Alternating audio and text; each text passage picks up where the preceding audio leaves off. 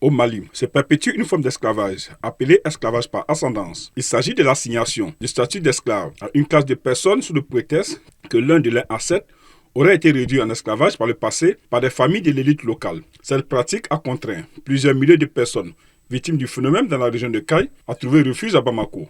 L'association Temed milite depuis 2006 pour l'abandon des pratiques esclavagistes au Mali.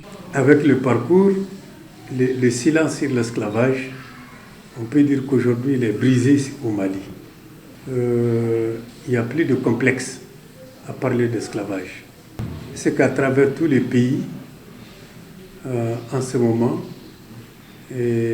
on parle du combat contre l'esclavage.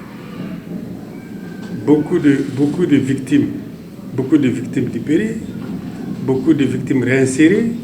Aujourd'hui, c'est très important à dire dans le bilan. L'article 4 de la Constitution du Mali parle de l'esclavage pour la première fois. C'est un article uniquement sur la criminalisation de la pratique de l'esclavage. Également, nous avons le code pénal en révision qui contient 17 articles qui criminalisent la pratique de l'esclavage. Malgré les sensibilisations, l'esclavage persiste encore à Kayes, mais aussi dans le nord du Mali. Je pense que ces zones où ça persiste, c'est les zones où il y a davantage de séquelles de la féodalité. Les séquelles de la féodalité au Mali.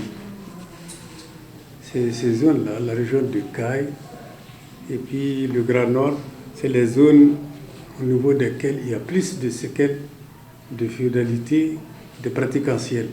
Pour la Commission nationale des droits de l'homme, CNDH, toutes les violences liées à cette pratique sont punies par le code pénal du Mali. Toutes les violences qui sont liées à ces pratiques sont prévues et punies par le code pénal du Mali.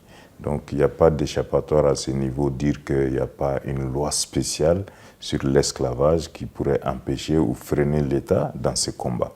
Donc nous pensons que les dispositifs juridiques existent. Il reste vraiment beaucoup plus d'implication de la justice. Le Mali a ratifié tous les textes internationaux et même la loi fondamentale de la République du Mali interdit l'esclavage. Pour rappel, la Cour d'assises de Kayes a condamné le 27 février 2023 cette personne à la peine de mort. Une autre a écopé d'une peine d'emprisonnement de 5 ans. Ces personnes sont accusées de crimes liés à la pratique de l'esclavage par ascendance dans les régions de Kayes, Kita et Nioro.